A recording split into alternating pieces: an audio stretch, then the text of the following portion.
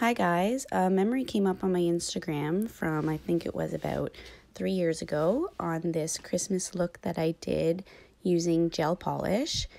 So I decided I wanted to recreate this look using regular polish so that most of you can do the same thing at home. So first you're going to start with your base coat. I like to use Seche Crystal Clear, basically mainly because it's the only one that I have. You're just going to apply a thin coat of that. Next, I used Pure Ice Superstar because it is the only white polish I have at the moment. Really, any white polish will work fine.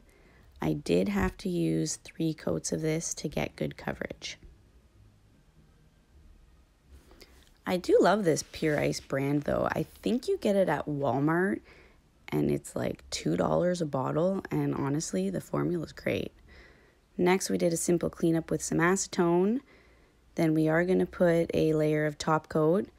This is to protect your base layer from our next step because we are going to be doing some sponging, and sponging can sometimes pick up your base. Now, I wanted to show you how I tape my nail because I do not have any liquid latex. That stuff I've heard takes a really long time to dry. I do not have the patience for that, so I just tape up my nail. I like to fold the tape right around, and then I'll show you later in the video how I remove it. It's pretty easy. So here I'm just using a red stamping polish from a brand called Konad. It's a Korean brand. And then I'm also using the same Pure Ice white polish. I'm just painting it onto a makeup sponge, and I'm going to sponge it directly onto my nail. Sponge it as many times as you feel needed, but make sure once the sponge starts to feel sticky, you're going to want to apply the polish again, because if it gets too sticky, sometimes the sponge can start breaking apart onto your nail, which then can get really annoying to clean up after.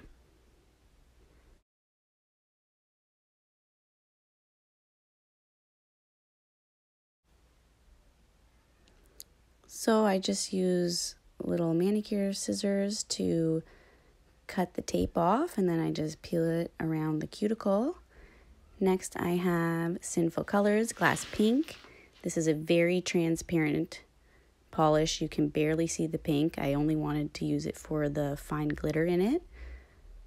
And then we're going to top coat again. This is once again to protect what we just did from our next step. So now we're going to use Sinful Colors, black on black, and this striping brush to add the snowflake detail. You're just going to paint this in.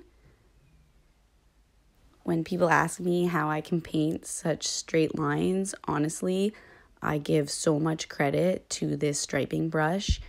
If you're going to invest in anything regards to nail art, get yourself some striping brushes and some liner brushes. They will definitely help you out a lot. So now we're just adding these little tiny nicks. The polish started to get really gloopy on me here, so I didn't record the entire part of this. When I was picking up the brush, it was getting really stringy, and little black strings were falling onto the nail, so I had to use a brush with some acetone to clean that up. And this is why you put that top coat layer, so that when you do this, it doesn't wreck the sponging that you did prior. So now we're just adding the little black dot details with a dotting tool. If you don't have a dotting tool, you can just get a toothpick or even a bobby pin, and it'll give you the exact same effect. It just depends on the pressure that you put down on how big the ball is going to be. And then now we have OPI's Push and Shove, the best chrome nail polish you will ever find for that little dot in the center of the snowflake. And then finally, you're going to end with a final layer of top coat. I didn't record it. I do always put 2 layers of top coat just for extra protection. And there you have it, the same nail art design that I did with gel polish with regular polish. And I actually think it turned out better with the regular polish. So I hope you liked this video. If you did, please like and subscribe to my channel because there will be a lot more to come. Thanks.